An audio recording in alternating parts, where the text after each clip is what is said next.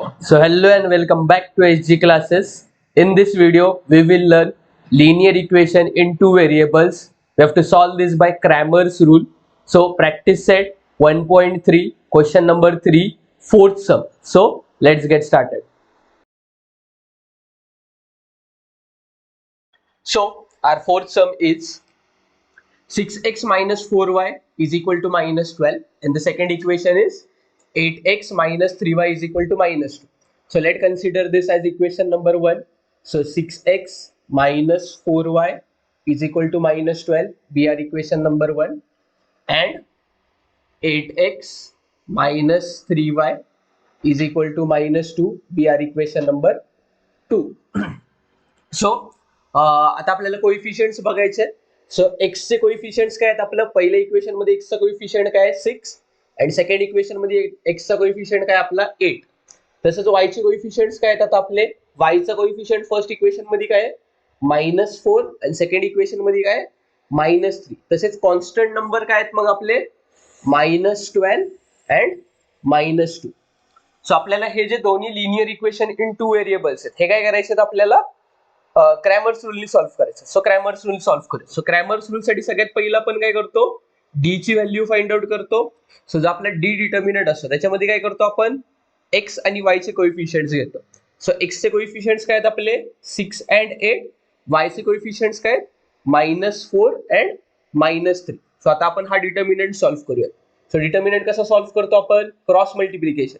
So इथे काय येणार मग 6 मल्टिप्लाय बाय -3, मध्ये मायनसची साइन, आणि मग इकडून क्रॉस मल्टिप्लिकेशन करायचं. So -4 multiply by 8.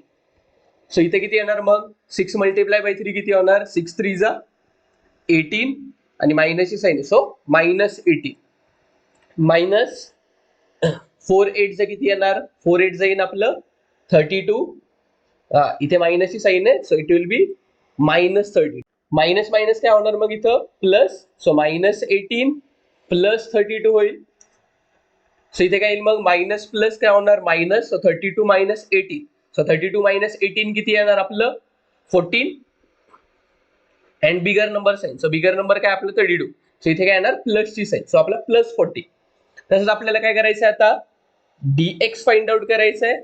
So dx म्हणजे काय डिटर्मिनंट असतो, जो आपला x चा कॉलम असतो त्याला रिप्लेस करून आपण काय करतो कॉन्स्टंट नंबर्स लिहितो. म्हणजे इथे काय येणार -12 अँड -2, आणि y चा कॉलम काय येणार तसं तसं आहे. So -4 and -3. सो इथे काय होईल मग डिटर्मिनंट सॉल्व्ह करूयात. क्रॉस मल्टिप्लिकेशन होईल. सो -12 मल्टिप्लाय बाय -3, मध्ये मायनसची साइन, आणि मग इकडच्या साईडनी क्रॉस मल्टिप्लिकेशन, म्हणजे काय येणार -4 मल्टिप्लाय बाय -2. सो इथे काय येईल मग -12 मल्टिप्लाय बाय 3 किती होणार? 12 3 किती येईल आपलं 36, अँड मायनस मायनस काय होईल प्लस, सो +36 मायनस 4 2 किती येणार मग 4 2 आपलं येणार 8, मायनस मायनस काय होईल plus, so +8. So 36 minus 8, so 36 minus 8 किती होणार आपलं 28. So this will be our value of dx. So आपल्याला काय करायचं आता dy ची व्हॅल्यू काढायची. सो dy चा डिटर्मिनंट काय येणार मग आपला, की जो y चा कॉलम आहे y च्या कॉलमला रिप्लेस करून आपण काय करणार कॉन्स्टंट नंबर लिहिणार. x चा column as it is, so 6 8 as it is, y च्या कॉलमच्या ऐवजी constant number, so -12 and -2.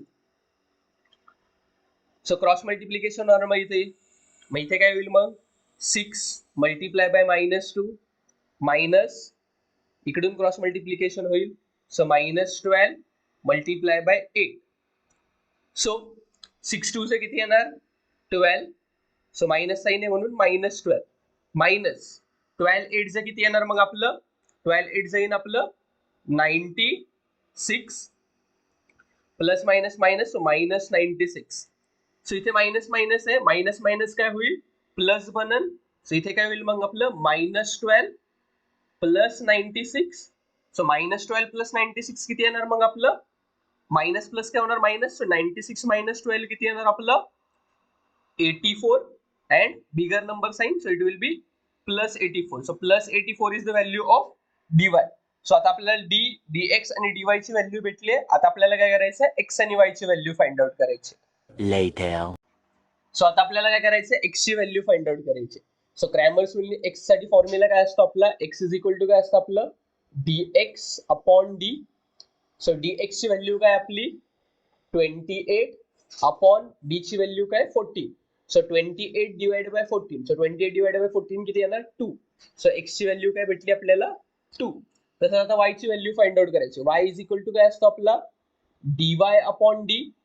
dy ची व्हॅल्यू किती आपली 84 डिवाइड बाय डी ची व्हॅल्यू किती आहे 14.